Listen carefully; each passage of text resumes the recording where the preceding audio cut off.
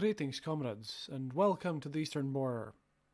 If I sound weird, that's because it's almost 6 a.m. right now, and this is a 8th recording of this episode. It's just that I had to re-record every time something new popped out, and I have quite a lot to tell you this time. See, one of these things kind of tied into the past of everything, because I've been making this podcast for so long that it's hard to remember that stuff happened before the war even began, right? But some of it hits me hard. And again, I'm really sorry about my voice. It's just that I haven't slept all night and really want to launch this, because once I go to sleep, then I won't be able to record for another few days, so I just had to do it. So I'll just start with the fact that kept me up all night. See, those of you who've been listening to me for a while now might remember that back in 2018, when I went to Donbass for my first time ever, one of the people whom I had been studying from, a war correspondent, Alexander Rastorguyev, was killed, together with Orhan Jamal and Kirill Radchenko. These were guys from Echo of Moscow, the radio station that's now closed. They were killed in Central African Republic. They were going there to basically do more investigations on our good friends Wagner Group. Well, as I was recording my episode, turns out that Russian mass media just announced the death of one Kirill Romanovsky. He was an employee in RIA Fan, that's a news service in Russia, which, just like Wagner Group, is owned by Yevgeny Prigozhin. You know, not suspicious. And Romanovsky was the guy who was responsible for the deaths of these journalists. Romanovsky was their contact, their security person, and he was the person that got them into their ambush. He gave the contacts of the non-existent fixer Martin, and the journalists were killed when they were on their way to meet this said Martin in the town of Bambari. And then afterwards, of course, Romanovsky lied about everything and denied that he knew anything. You know, the usual. And, well, one of the investigative agencies in Russia, still independent ones, sent her dossier. Yeah, you know, they had been asking time and time again for the general procurator's office to, you know, bring Romanovsky up on questioning, because this was murder. And, yeah. He never responded, never did anything, and apparently, well, he's dead now.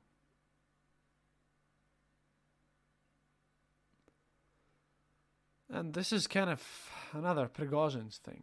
Now, I don't know if this Romanovsky guy fell out of a window. You know, might be the usual. But we can clearly see a tendency here, because another story that I wanted to tell you about is that how earlier this month, another co-worker of Prigozhin, the chief of the Russian culture house in the Central African Republic, Dmitry Siti, was almost killed. On his name, a random package had arrived in this, you know, sort of consulate, and as soon as he opened it, an explosion happened. Siti got, well, heavy injuries and was hospitalized. He's also involved into this murder of the journalists. It's interesting how, you know, amidst all this chaos, well, some patterns emerge. Now, I can't really tell you about the other murders, but right now I have 2 random incidents on my hands, and another one if you count the brutal sledgehammer murder, where Prigozhin is involved, just to document the cases of totally random violence, as to serve as an answer to those who, you know, wonder how life under Putin might look like. Meanwhile, in the other news, well, Makiyevka situation continues, since everyone's super afraid of January the 5th mobilization, which is probably going to happen. Just like last time, probably going to be a week or two late, since Putin hates to show that other countries' intelligence agencies have been correct. So just like the beginning of the war was moved from the 16th to 24th, this time, since the whole mobilization was announced by the Ukrainian Minister of Interior, it's going to get moved. So, somewhere in 2 weeks, people are going to get mobilized again. Russian media sites are just full with all sorts of requests and announcements stating that people should just move away as soon as possible. And, there's a lot to be worried about. And this is my central point here. See, I rewatched all this New Year's speech with Putin and everything.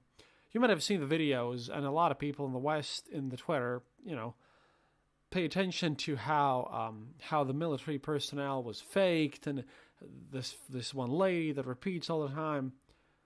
But the whole fact is that this is another thing that I thought I didn't have to speak about, but apparently I do, because no one else has mentioned it. To me, it was quite obvious. But hey, if you remember a while ago, on my show, I mentioned how Putin has been trying to distance himself from the war. How it's Shoigu's fault, how everyone is at fault, and how everyone should ask for any questions to, your local conscription service and all that whatnot. This whole thing that he gave a speech with military personnel, even though it was a fake one, shows a turning point, I think. Well, this is obviously speculation of my part, but this kind of shows that he's chosen to finally take some responsibility. Not because he wanted to, not because he really is worried about winning in 3 days. Oh no. This kind of shows that he's been driven into a corner, so to speak. At this point, Putin's kind of aware, I suppose, that if he loses this, then he's out, and he doesn't want to do that. And again, another reason why I was re-recording all the situation. See, Solovyov recently, on public news, and I quote Solovyov here because he's the most central of all the propaganda. I mean, Solovyov lacks any sentient thought of his own. He just isn't capable of independent thinking, if he's not completely paid for it. So what comes out of his mouth is official Kremlin's opinion. And in his recent episode, he basically stated that, and I quote here, human lives are overrated. Quote, we're all gonna die anyways, so what's the point of worrying about it? We shouldn't be afraid of it. And then he made some racist remarks about the West, and those are when I'm going to be a guest on someone else's show, because, I'll just mention that black people were involved again, because obviously they just pull out black people whenever NATO is involved or something. And, it's getting very, very real. I have this feeling, like I said, this is not based on facts, but I have this feeling that Putin's understood something, and that Putin's finally gotten his hands on maybe some real data. Because this whole public action, taking responsibility on himself by showing himself with military people, well, that's an important step. He kind of, puts the scapegoats away. And he needs to as well, since, the official announcement of the Ministry of Defense about the Makiyevka, which I mentioned last time, was that, of course, they have beaten back another HIMARS, but they have admitted all the losses, though. However, Russians are not buying the Ministry of Defense's lies. Oh, wait. HIMARS, by the way, I'm keeping count. This is 27th destroyed HIMARS out of the 20 that Ukraine actually has. So Ukraine is now running on -7 HIMARSes. Of course, none of them has been actually destroyed, but, just keep track. At any rate, various Telegram channels point out the fact that about Makiyevka, there's a lot of blame diverting. And it's a bit dangerous at this point. One of the channels is Dva Mayor, and I thank Dmitry from War Translated about this excerpt, since, like I said, if I had translated this myself, I probably would be awake even longer. Quote, from Dva Mayor, Telegram channel about the Makiivka event, which shows that people are not as, gullible as they used to be. From the point of view of information technology, the Russian Ministry of Defense uses an extremely uncomplicated lightning rod technique. Thus, after the strike in Makiivka, first Deputy Chief of the main military political directorate of the Armed Forces of the Russian Federation, Lieutenant General Sergei Servyukov, made a speech. Although the army and society had no complaints about him in this situation, the negative, due to the statements about the main reasons for the incident, went in his direction. Previously, the same technique was used when Surovikin was forced to voice on camera Shoigu's proposals to leave Kherson, and Shoigu, frowning his eyebrows, was forced to agree with the suggestion of a subordinate. Simple one-move schemes in an attempt to save the face of the Ministry of Defense are smashed against the objective reality in the troops. Here is a report to the board that everything is going great, and here are hundreds of thousands of military and volunteers seeing how good everything really is. Anti-crisis scenarios only work if they really do something out of the ordinary. Systemic errors against the backdrop of a constant boring positive image of the wise leadership of the Ministry of Defense cause a backlash. The worst thing that is happening is a further decline in the level of trust in official Russian sources of information. And here I'd like to mention by myself that, oh boy, if someone is still just losing trust in official Russian sources of information, then yikes. And then, obviously, this article continues with great advice how to improve everything, but nothing's going to get improved anyways. In order to correct the situation, it is necessary to actively involve the public in solving problems in the army, demonstrate the unity of the army and the people, and develop new information tools, and ruthlessly punish the perpetrators of criminal negligence. Now, obviously, none of this is going to happen. What is going to happen, though, is that, again, another thing why I'm just slapping the script together with like 9 additions to it, an organization that no one knew about from Telegram popped out in Russia. This time it is the Widows of War, and they have in a public letter to Putin demanded that mobilization be enforced and that the borders be closed and that those who have left be punished. Yeah, all this is happening at one point. Putin's decided to take some, more face in this, and, well, at least he's providing an imitation of action, At the same time, well, propaganda is pulling out the weirdest tools ever. And, well, yet in another case, why I'm up here up until super early in the morning, all night long, is an article by Nevsky Novosti, or News of Neva. So the Russian propagandists, amidst all of this, trying to kind of put some positive spin on things and trying to figure everything out, have pulled out an unlikely personnel. Right now, there's a report, which I shared on Twitter, that a descendant of Nikolai I, yes, the Tsar, from France, is serving as a volunteer in the Russian side. And he's claiming that the Russian spirit is closer to him. And his name, very French, from France, is obviously Gavril Doroshin. Well, he's French in passport, but yeah, apparently. What's interesting enough is that this attempt is extremely miserable since, well, he claims some nobility, but if you do, you should probably pick a country which isn't famous for its republics and, revolutions and chopping off the heads of nobles. If he'd claimed that he's, from Netherlands or Sweden or UK, I'd buy this. But a guy who still claims his noble rights, arriving from France with a French passport, claiming some ancestry and privileges and being interviewed by Russian monarchists. Well, it's kind of explainable by the fact that all of the Russian Empire's elite intellectuals, so to speak, they were obsessed with France. But right now, it just looks super silly. And again, happening at the same time when Putin's decided to move on. All this, again, kind of just makes me think that we'll see a massive bloodbath very soon. But the important part that kind of ties into this is that my attention was drawn to something that my fellows in Lithuania, country just below mine, wrote. One Andrus Kubilius, who is a reporter in Russia in Lithuania Tribute, wrote, quote, an article for Lithuanians are Russian psychological complexes.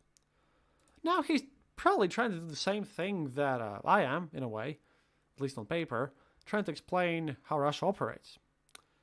But again, all these coincidences about everything happening right now and all this forced attention and this Russianness, because Putin's really trying to turn this into a people's war where everyone's like, not afraid to die. Yeah, that caught my eye. And also he criticizes our Latvian TV station Dozhd decision to, revoke license for the Russian opposition channel Dozhd. I mentioned that before, I won't dwell on that. But he wrote an interesting article to which I just must oppose. This episode might be a bit longer, but hey, I've been up and making this from 5 different versions of script for 8 hours now. You can maybe, have a bit more time to listen. I'll go through the article and then I'll just counter my arguments. Quote, Latvians had revoked the broadcast license for the Russian opposition TV channel Dozhd. Before that, the channel had been expelled from Moscow by Putin. It is for Latvians to judge how well this decision was legally and politically justified. Rasa Junkevice and I, the author, believe that this decision was neither very correct nor strategically wise. I agree with him on the fact that it wasn't strategically wise. However, it was very correct. Especially since now we've found out that as these journalists and media were all invited to come and, understand the situation. They were invited to our KGB museum, to our occupation museum, so that these Russians would understand what being in Soviet Union actually meant to us and why we are so uppity, so to speak. And, they declined, and there's a lot of other things, Only the loud parts go out, but still, this happens. But this author continues. The decision was also met with a lot of public reaction in Lithuania, most of which was the same. This is what they deserve because all are imperialists. All Russians are agents of the evil empire.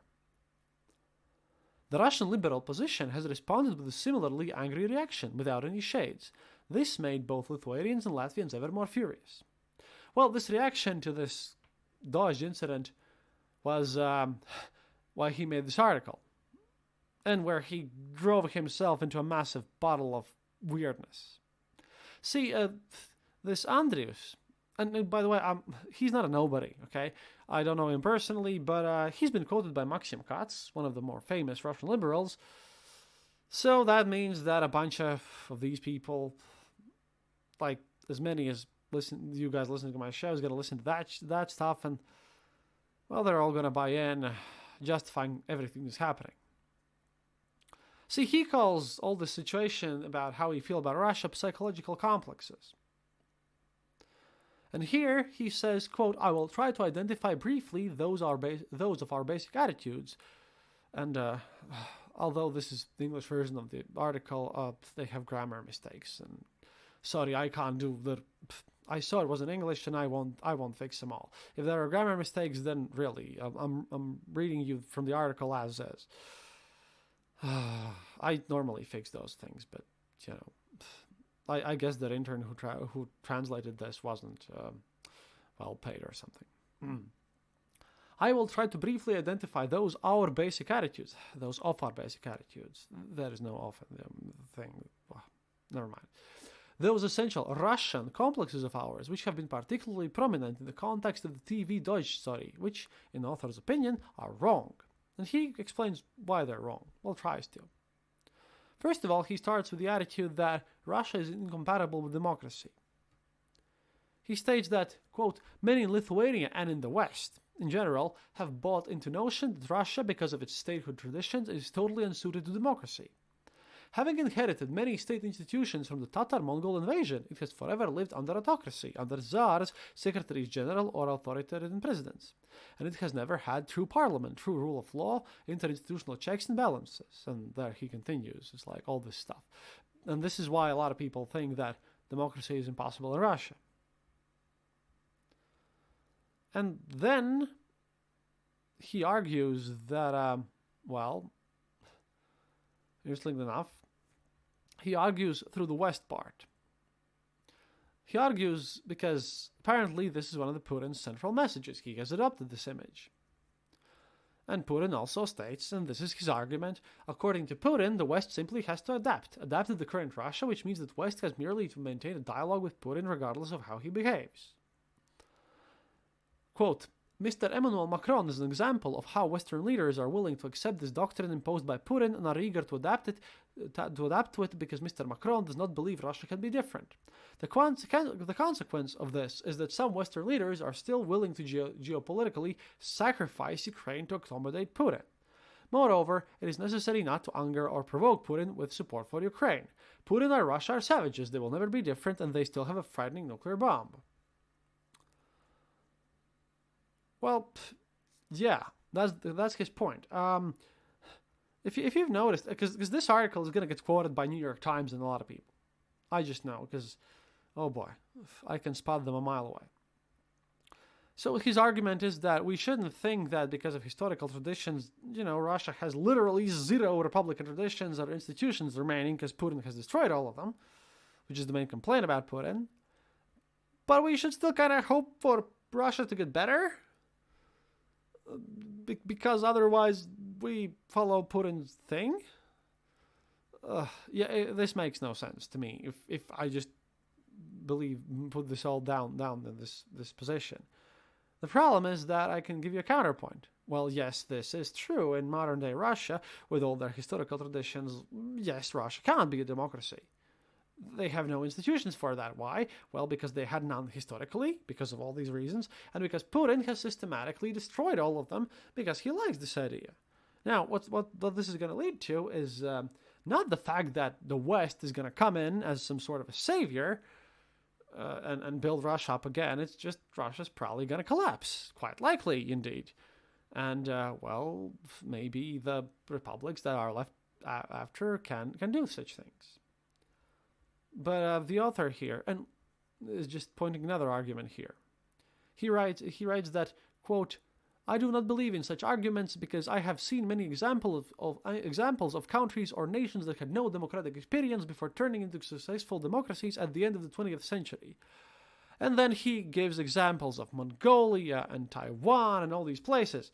But what he misses here, and, if someone quotes you this article, because this is in English and it comes from these parts, so again, it will be quoted, is the fact that he mentions countries where political institutions, such as, legitimacy and democracy and parliament and all this, were not systematically eroded by their dictator. He portrays countries which, with erstwhile effort, put into their best to make it into democracies. Meanwhile, in Russia, we can see what happens when there's a kleptocracy and when all these possible institutions are just destroyed. So this argument doesn't hold any water. And at the same time, and again, just warning you from the future positions, if you're in the United States, this might be relevant. He somehow states that we should always think that Russia's gonna, stay in one piece and all that whatnot. But again, I don't know why should we worry about that.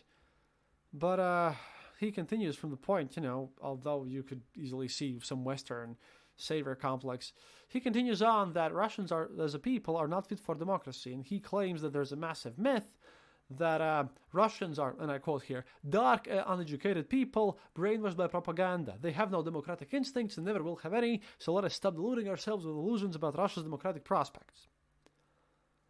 And, well, basically, he just goes on, and his argument is that this is racist.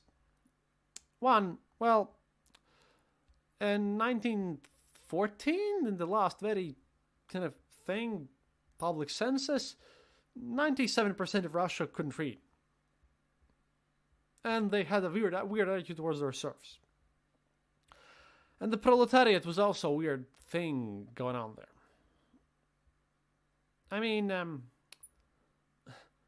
it feels interesting because pro-Russia, sort of these Russian liberals, which are, again, going to be quoted everywhere, they use this argument that, oh, no, we're totally ready and we have everything okay.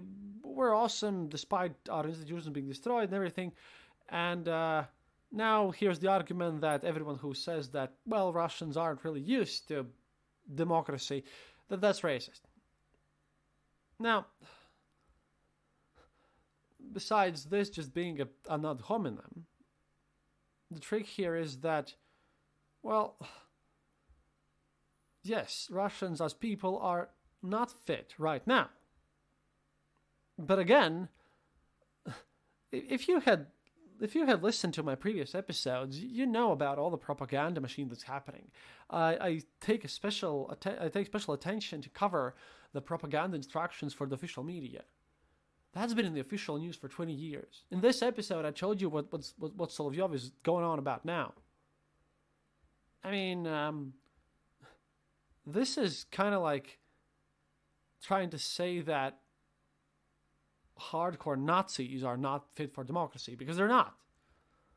They have been brainwashed for a lot of parts, and as much as anyone who is very pro-Russian these days would like to tell you that all the polls are fake and everything's fake, well, yeah, people are tired of war. They're not tired of Putin. Putin still has a 75.1% approval rating, admittedly down from 86%, but still. And there's a lot of Russians who just won't even speak to me and who won't even speak to my contacts and everything, because a lot of them honestly believe the fact that the West is out to get them. And how can you say that someone is fit and ready to build all institutions completely anew from scratch when there's not even a discourse about this? Let me remind you that before the United States was declared, there was a ton of political philosophy going on there. People actually thought about how the state would happen and how everything was going to work. In Russia, nothing like it. That's one of the reasons, because this whole idea that was as soon as Putin's got, there are no institutions remaining, and people have been damaged with propaganda so much that they can't rebuild their institutions. That's one of the reasons that I think Russia's going to fall apart. But I'm pretty sure that some Western magazines are going to run for it and name Russians a race. Well, once again, evil racist stuff. This reminds me of a weird, unrelated thing, but once you start using race when it's inappropriate and when it just, when you ignore actual arguments, when you build them up on your own, yeah, that kind of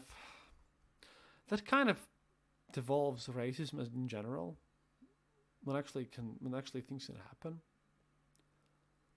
His third point, by the way, which is a very common one, which I also defend on my show, is the fact that he defends the claim that ordinary Russians in the opposition actually do take arms against the criminal regime.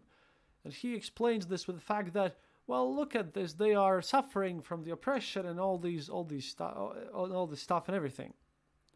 And I agree with them here, yeah, because, well, apparently we have to excuse the fact that they're not revolting because, oppressive regime, people are worried about themselves. Well, yeah, most of them are, definitely. But at this point, should we really care? The people who are up in arms, by the way, which he again omits, are various independence movements. I had an interesting chat with some people from Komi, which is Karelia, about how they feel about the whole Russian thing, and oh boy, that's kind of interesting, Another thing is that he continues on about how we shouldn't portray Russians as collectively guilty, and I agree with him here, and that is true. However, this whole argument that all Russians are not collectively responsible is twisted around by Russian liberals, once again doing the same thing that disturbed them and kind of stopped them from building a real democracy in the first place. See, Russian liberals are super happy being super elitist, and they, instead of actually helping their people to build their institutions or doing anything productive, they spend their time sitting in fancy pubs and eating at hipster places and telling each other how much better they are than everyone else. That's their main thing. And this line of argumentation just basically means that this is going to be used as another case to show that everyone who probably remained in Russia and everyone's just evil and look at us, we're so much better, instead of doing something. And his final argument is that, quote, democracy in Russia could be dangerous for us because Russia will again gain strength. Quote, many of us know that Russia, with the authoritarian Putin at its head, is getting weaker and weaker politically, economically, and technologically. Putin also understands this, which is one of the main reasons for aggression. Blah, blah, blah. And then he goes on about how a lot of people kind of don't want to see strong democratic Russia and all that whatnot. Because Russia could get strong and that might be a threat to us. Well, then I'll repeat a thing that I've said many, many times over.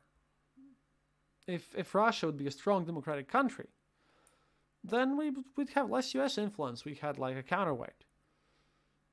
And we'd be, I don't know, less Americanized culturally, I suppose. Strong democratic Russia would be the benefit for all of Europe. 100%. The problem is that I don't believe it. Now, you might again wonder why I'm quoting this whole thing. It's just that this guy's in Lithuania and he's now explaining the good Russians to Westerners. The problem is he omits so much, and I'm pretty sure I'll find some of these in Kremlin's instructions.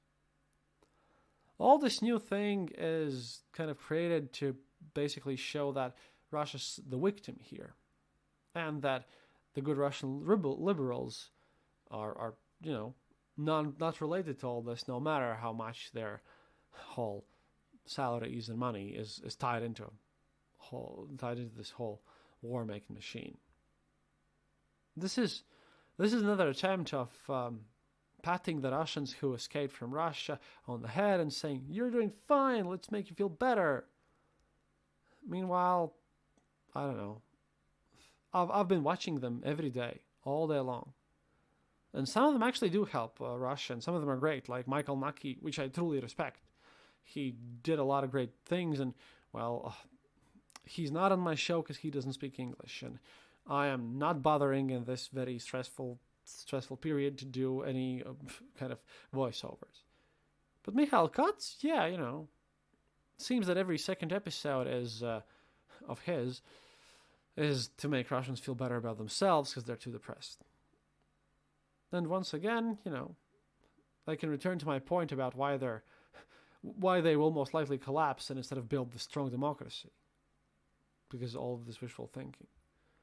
What do you expect if instead of, trying to focus on what's going to happen after Putin and how they're going to do elections, what's happening now is some sort of a blame game where all they're trying to do is like, look, is like to try to tell you, look, we didn't start this war, we're awesome and nice and we're great. Self-absorbed reasoning once again. And at this point, I don't know. These guys are the same people who claim that I'm weird for thinking that Russia's probably going to collapse. But I still stand by my opinion. And once again, information sources tell me that this article is probably going to appear in some form or another, probably quoted in Western media. In case of whatever, well, at least now you know the basic stuff. Because, for one, it is really, really hard to build a democracy whose institutions have been totally destroyed. And especially those people who are, at least on paper, interested in building those institutions, if they are all busy, patting on the head and ordering and paying for articles, we just state, no, you're okay, and Russia's great, and Russia's going to be awesome and nice all over again, and nothing's going to change, instead of actually doing something, yeah, that's probably not going to happen. No matter how much they would like it otherwise. It's just that it reminds me of the whole shock situation when, again, I guess it was yesterday or something. Again, haven't slept, sorry for the weirdness. Ukrainian authorities stated that in case of whatever, if Russia wouldn't, surrender, if once they're pushed out, they do not exclude the option of actually moving into Russian territory because the war needs to be finished. And the outrage that this caused, oh boy, See, this is the reason, to put this into context, why everything's kind of turning around and getting serious. Putin's taking the city, has given out instructions, working through various channels to remain in power. Meanwhile, the opposition to Putin, well, they are super busy about patting themselves on the head and trying to prove to everyone that they're the good guys and they're not guilty of anything. Yeah, sure, they're not. But if they would actually do something, that'd be nice too. And I really don't know. I've spoken to too many Ukrainians or here in Latvia. It's really hard to, believe that some of them are sincere.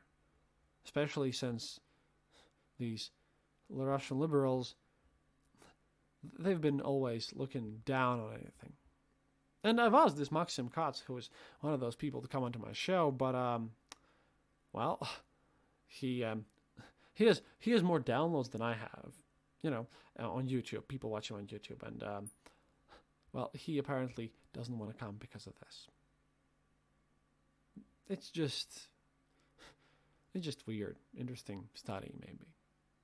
This together with Putin's speech and how we have more deaths and everything, yeah, just weird. Now we just have to wait until the mobilization starts and, well, hope for the best and send Ukraine some more weapons. After all, they're still fighting with -7 HIMARS, obviously, because 27 of them were destroyed.